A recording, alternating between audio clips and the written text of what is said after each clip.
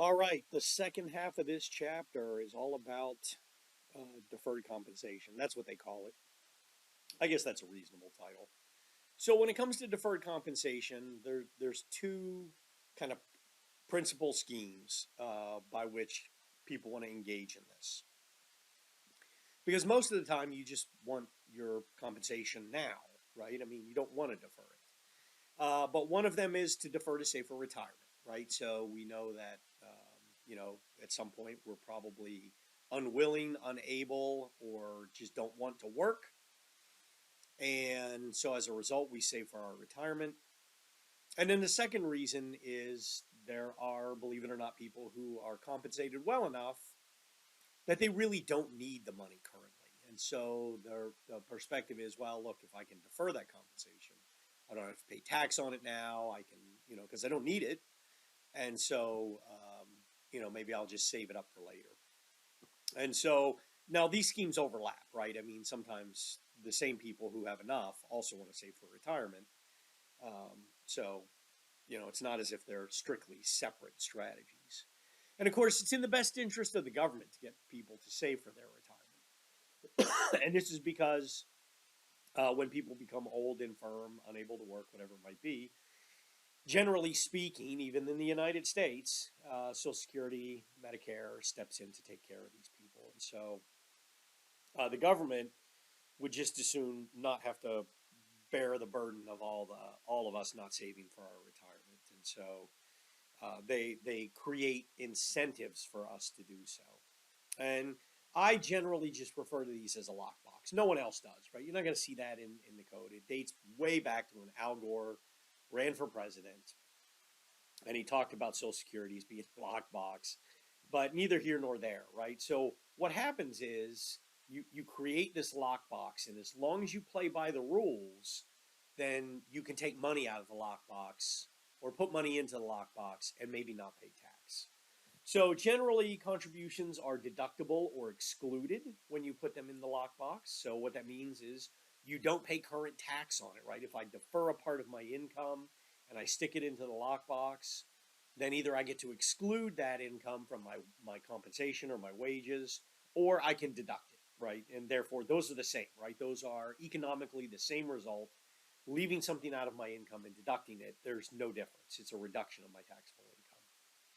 However, the distributions out of the lockbox are generally going to be taxable unless you have basis in those. And we talked about basis way back when we talked about annuities as well.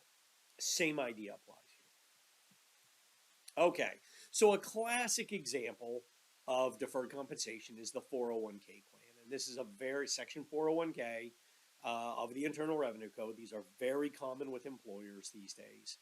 And basically what happens is the employer makes an election to have some percent withheld from their pay.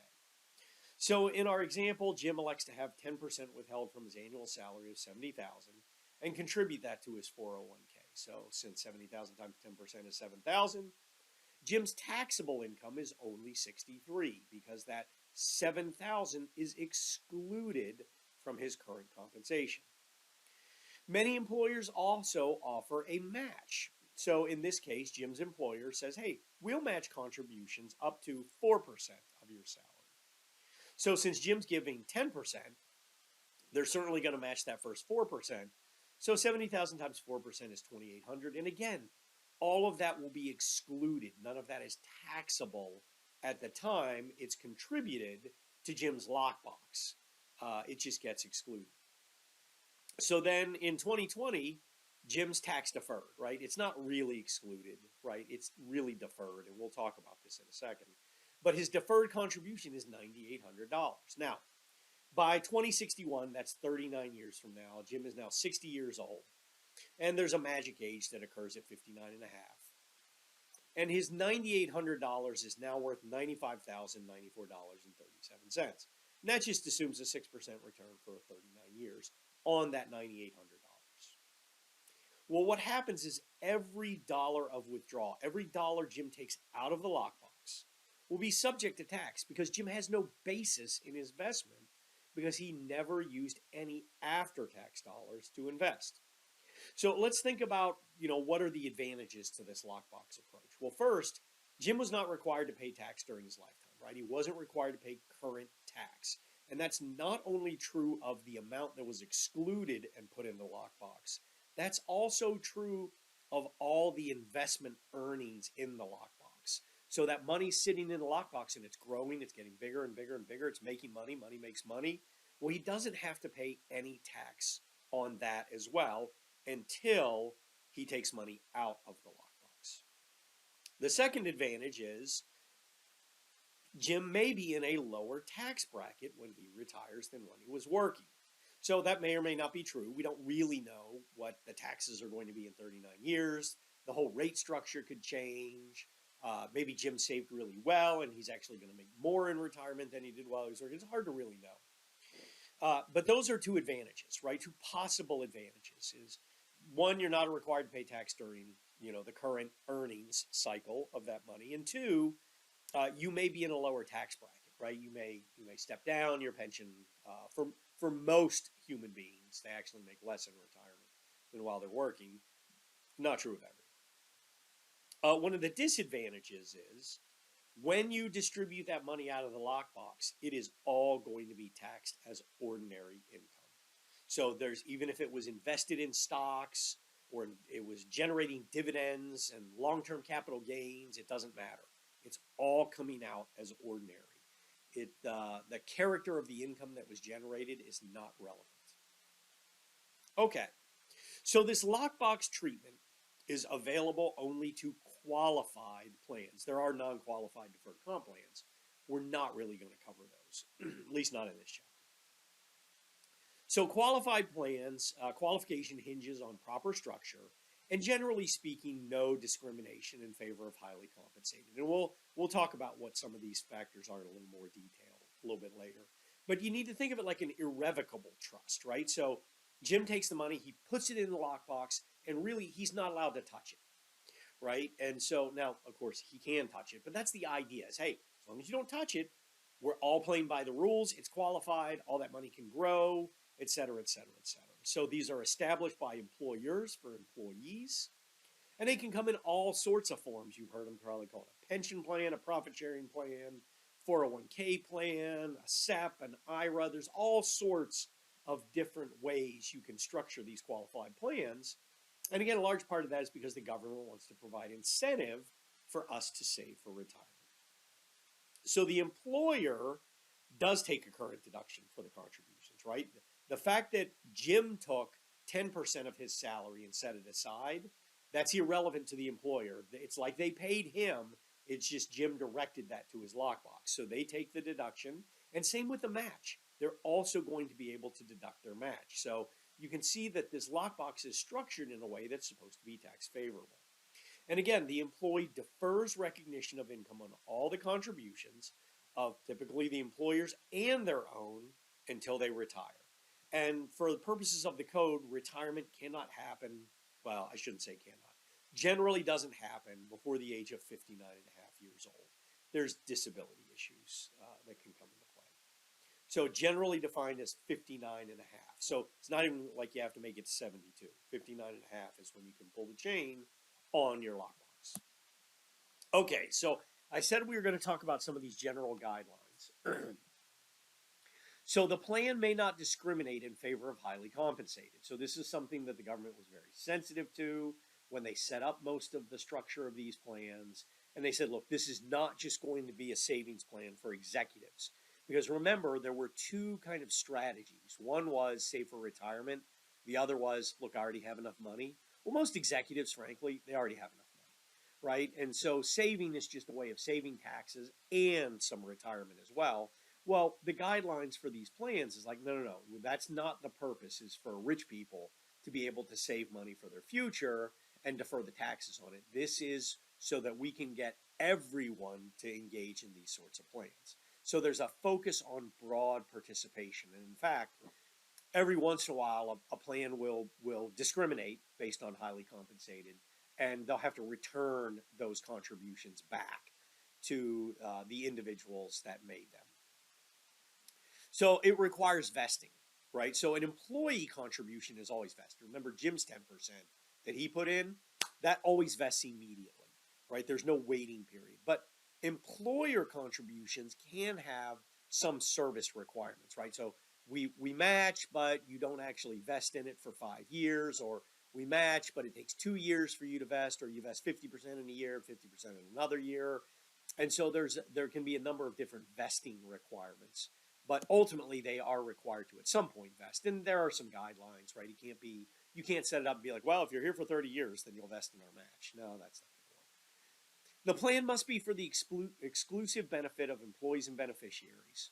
So that means that it's not a broad plan, right? It's you set up a plan for your employees, and that means it doesn't cover some other company's employees. It must meet the participation and coverage requirements. And so again, participation is about that highly can't discriminate in favor of highly compensated. And coverage means that eligible employees can participate, right? So think of a backdoor way of only getting executives to participate might be, well, you can only participate if your salary is above $100,000 a year, right? No, that's not going to be good, right? So there are generally guidelines under which requirements to offer these plans to employees must be made. And we'll talk about some of those specifically as we work our way through. There's almost always a maximum contribution per year in dollar amount, and also sometimes a percentage of earned income and wages, right? Again, the idea isn't to allow rich people to sock away all their income, although in certain circumstances that can happen. The idea is, hey, we're trying to create this vehicle for people to save for their future. There are often income phase outs for contributions, right? So in certain plans, if you make too much money, you actually cannot make a contribution. The idea, again, being try not to discriminate in favor of highly compensated. And then all of these plans require you to take distributions later. And we'll back that off in the case of the Roth IRA only, but generally speaking, a qualified plan has what's called required minimum distributions once you reach a certain age. And we'll talk about what those are. All right. So here's key retirement plan rules for 2021. So we're not going to spend forever on this, but I do want to just poke around some of these limits just so you have a vague idea. I don't see me asking you any of these specific items on your exam, but it's definitely good to understand what's going on. So you can see on the left, there are a number of different plans: the SEP, Simple IRA, Simple 401k, a qualified plan, either defined contribution or defined benefit. We'll talk about what those are if you're not familiar with those terms. And you can see that there's the last date for contribution for the year. There are limits to the amount that you can contribute. Sorry, I got to get the little thing out of the way here that shows that I'm recording. There's a maximum contribution. You can see 58,000 or 25%. And I've dropped in the newer limits as well. And that's like, normally you'd say, well, next year's going to be a little bit more. But the growth has been pretty substantial because inflation has been so high. So I felt like I wanted to drop these in so you could see them. Again, you're not required to memorize any of these. There are things called catch-up contributions, which if you reach a certain age, right? So in this case, if you reach the age of 50 or over, then basically they're saying, okay, well, we know we want to put a cap on this, but you're getting really close to retirement. And so we really want to give you incentive to save. So we're going to increase the amount that you can contribute. So you can see it was 13.5, 16.5 age 50 or over, 15.5, and then let's see, what's that take it up to? Looks like 19,000, right? If you're 50 or older in 2023. And so you can see that that's the maximum contribution. The maximum deduction is slightly different. So what that implies is that you can make a contribution, but you may not be able to deduct all of that contribution.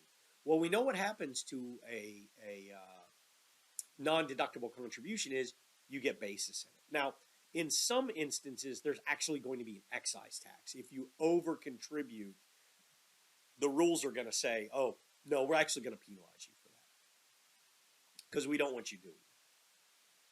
All right. So again, just a quick overview, something that might make sense if you want to look at it later. So we talked about these deferred compensation plans. the qualified plans, and we said, hey, there were two kinds: deferred benefit. Well, a deferred benefit plan is one that defines the benefit that an employee will receive upon reaching retirement. So, for example, one of those might be, oh, we'll pay you 80% of your average salary for the highest 2 years of salary that you made for us. And so if you work there and you retire and you are vested in that defined benefit plan, then they'll actually pay you that and for the rest of your life, right? That's defined benefit. This is an actuary's dream, right? Because you got to try to make estimates of what the highest salary will be. You got to make estimates of when the employer will retire, how long the employee will live, what will the investment's return be. And if you've been through your intermediate two, you know that the pension accounting is based on a lot of this. So based on these estimates, you determine how much should be contributed today. So what happened over time is, it used to be that defined benefit was this type of plan that everyone had.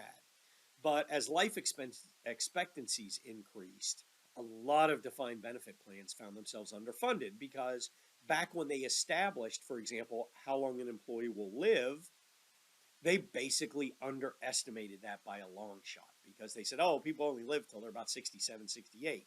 Well, then people started living till they're 70 or 88 or 98. And remember, that defined benefit is going to pay you every year that amount, that defined benefit amount, until you die. And so this led to a rash of bankrupt pensions in the 1980s. They established a Pension Benefit Guarantee Corporation, which is basically insurance for defined benefit plans to help bail out some of these legacy industries that were involved in defined benefits. For the most part, you don't see a lot of defined benefit plans anymore, except in government. For example, I get one. Defined contribution now has become far more popular.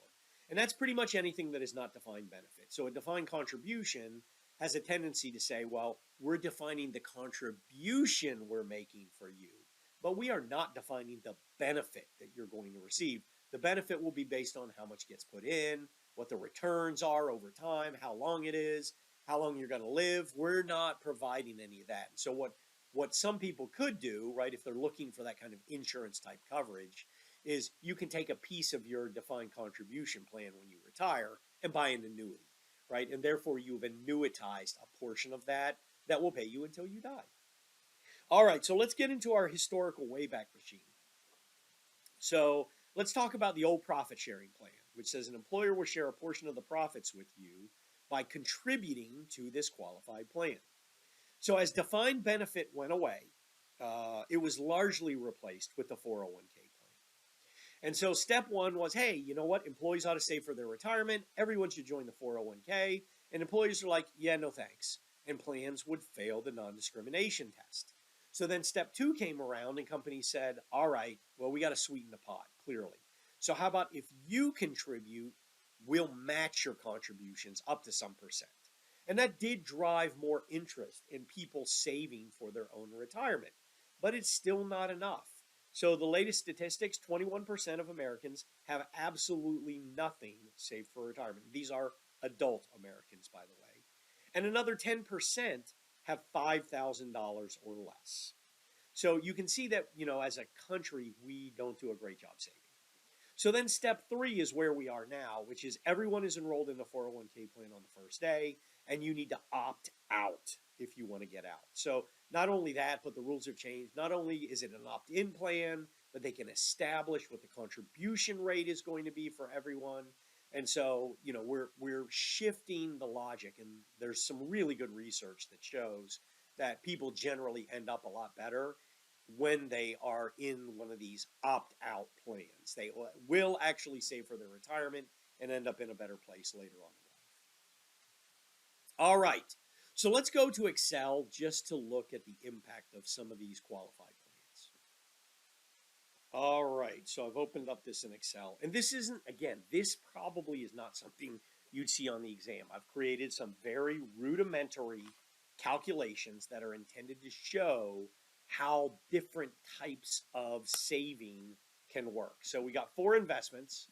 We're going to start with the first one, a fixed income bond that pays 5% annually for 30 years, right? So there's no qualified plan here. This is just someone who says, all right, I'm going to save for myself. I'm going to take my post-tax money. I'm going to take $10,000. The return is 5%. I'm in the 25% tax bracket, which means that my after-tax return, right, is only 5% times 1 minus 25% or 75% of that, which means the future value of that amount in, let's see, how many years? 30 years is my horizon. So I'm assuming a 30-year life would be $30,000. So what's the tax rate at the end? Well, none, because I have paid tax all along as I've been earning. And of course, what I've been doing is reinvesting at the same rate. And all of these assume that I reinvest at the same rate of return. So that means I'd have $30,000 at the end, right? Okay, great. Whoops, sorry about that, folks. So be a growth stock, non-dividend paying, that will return 5% in stock price over 50 years. So in this case, I'm buying a stock. And that stock's not going to pay a dividend, which means the only return I get out of it is the price increases, right? So, and I'm going to assume the same return, a 5% return.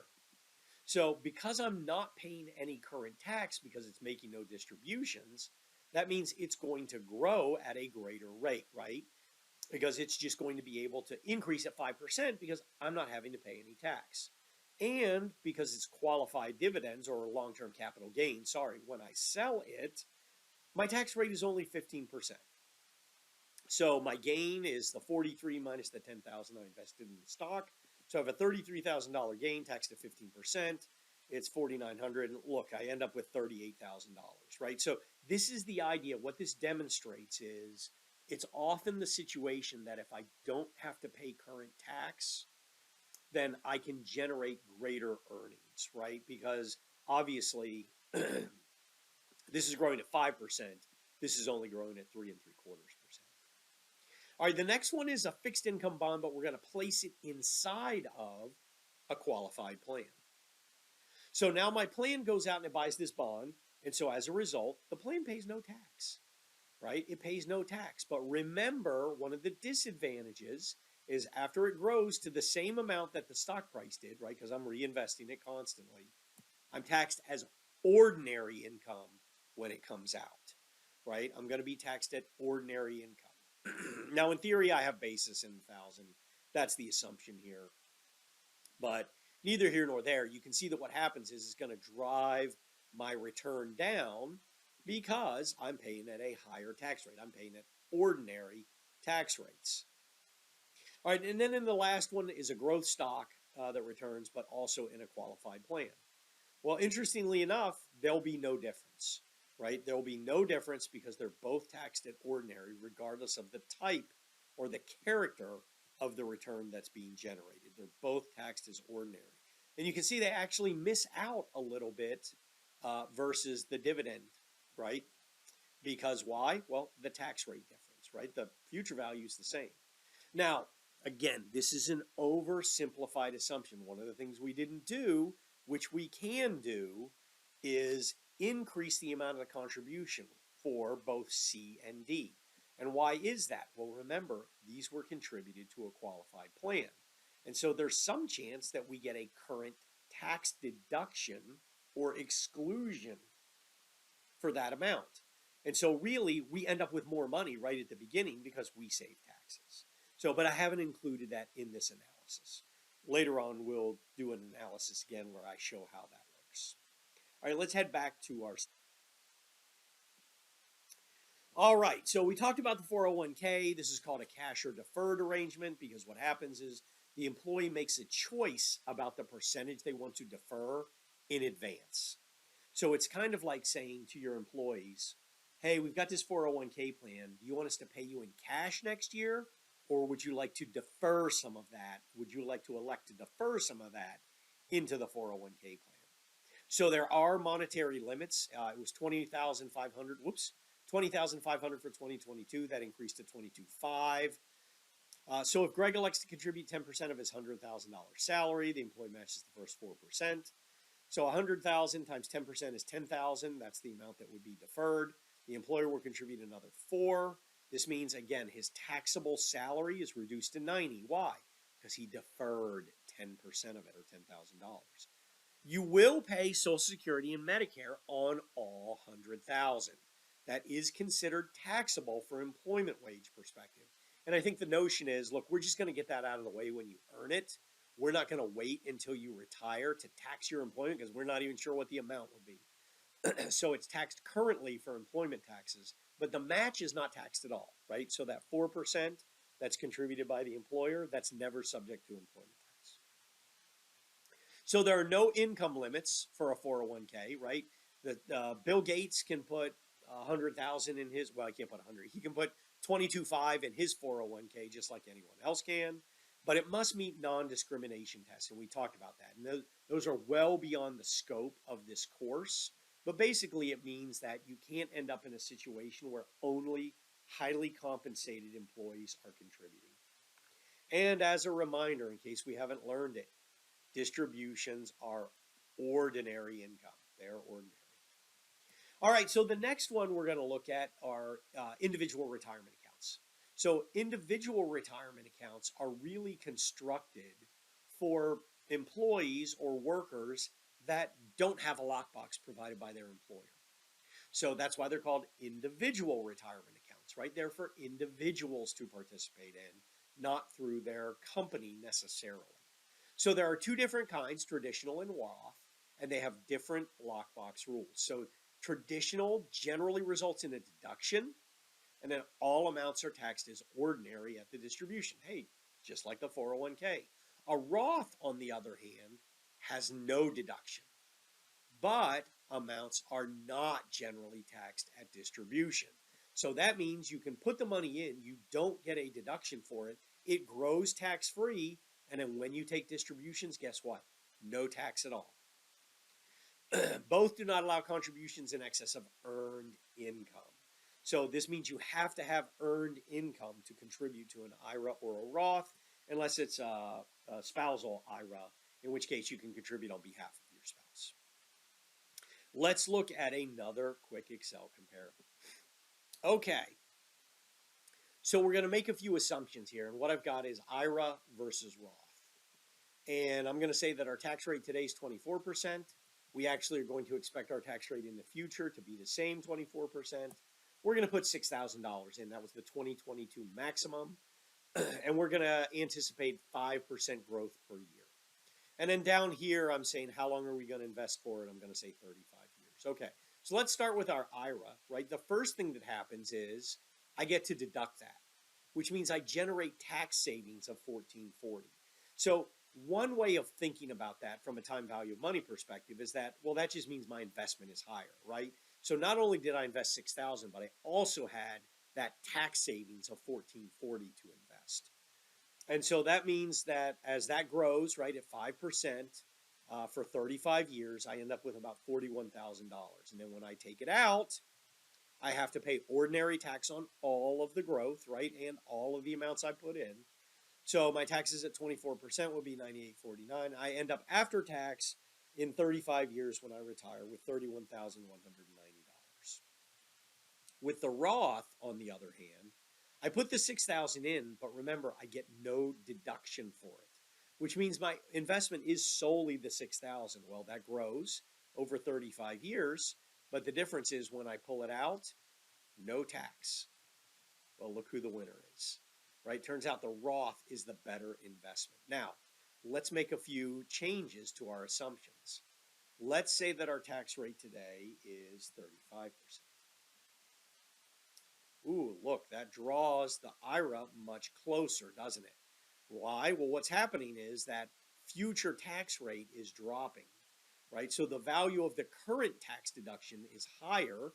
It's up to $2,100, and the future tax rate drops to 24. Let's drop it down even further. Let's take it down to 15, and we can see that what happens is now the IRA is a much better deal, right? And that's because, hey, that tax I'm going to pay in the future, not really worth that much anymore. Let's go back to 24 and 24 a second. All right, let's change our growth rate. Let's say it's going to be 9%, right? Well, all that's going to do is accelerate the growth for both of these, right? I end up with a little more, but of course I have to pay that same amount of tax, don't I? So the growth rate still doesn't make the traditional IRA win. Whoops. Let's change the number of years. Let's take it down to 25, right? Or 20. You can see what's happening is the difference is narrowing. And it's narrowing because, frankly, there's not as much time to make this investment difference pan out, right? Pan out. So you can see that one of the biggest factors is what you expect your tax rate to be in the future. All right, let's go back. Okay, so as we walk our way through, we'll see why everyone just doesn't join a Roth IRA. So a traditional IRA, again, the contributions are $6,000 max. It's going up to $6,500 in 2023. If you're married filing joint, you can put up to $12,000. Again, you must have the earned income to cover it. You can make post-tax contributions to a traditional IRA, right? That means you can generate it and have basis, right? And therefore, only the income part would be taxed because you're going to have basis in the rest, and you treat that like an annuity, right? So a portion of every distribution that comes out of the lockbox, portion is basis, and a portion is, of course, your income. Deduction is unlimited for taxpayers that cannot participate in the employer qualified plan. So that means they can deduct everything they can contribute. But there are limits, AGI limits, for people who have access to a plan. So if your AGI is above 78,000 or 83,000 in 2023, then you can't deduct any of your contribution to an IRA. Married filing joint, when both spouses have access to a qualified retirement plan at their work, you can see the max is 129 or 136. If only one of them, you can see the one with access has one without access. So raise a single taxpayer, AGI of 79,000. What is her max IRA contribution? Well, at 79, whoops, got some bad math here. This should be, whoops, it shouldn't be 79. Looks like it should be 74. There we go. 74 minus 68, because we're assuming the 2022, divided by 10,000, which is the phase-out range, is 60%. And so 3,600 would be the max IRA contribution that Ray can make. So income is taxed when it's distributed after you're 59 and a half. And as I said, that's all going to be treated as ordinary. If it's before 59 and a half, then there's actually an additional 10% excise penalty that's going to apply to every dollar that is distributed. Now, there are lots of exceptions to that penalty tax, not to the regular income tax. You almost always have to pay that, but the penalty tax. The exceptions are if you become disabled. Well, here's just a list, right? I'm not going to read all those. You can read those on your own. So Roth has the same 6,000, 12,000 limits, but the phase out is different. Notice that the numbers are a little bit lower, right? They're a little bit lower. And so if your income exceeds these amounts, you can't make a Roth contribution. But again, the big benefit is withdrawals are tax-free. You have to hold it in the lockbox for 5 years. You have to be 59 and a half or died disabled, or you're pulling the money out for a first-time home purchase. And this is just exceptions. Both permit a late contribution for the prior year. So that means you could decide you're going to make a Roth or IRA contribution up to April 15th or whatever the filing deadline is. Virtually all qualified plans have required minimum distributions or RMDs. Now, currently, with an update on the next slides, and it just occurred to me I didn't do the update, so I'm going to have to do another video that covers Secure 2.0. They start in the year a taxpayer turns 72.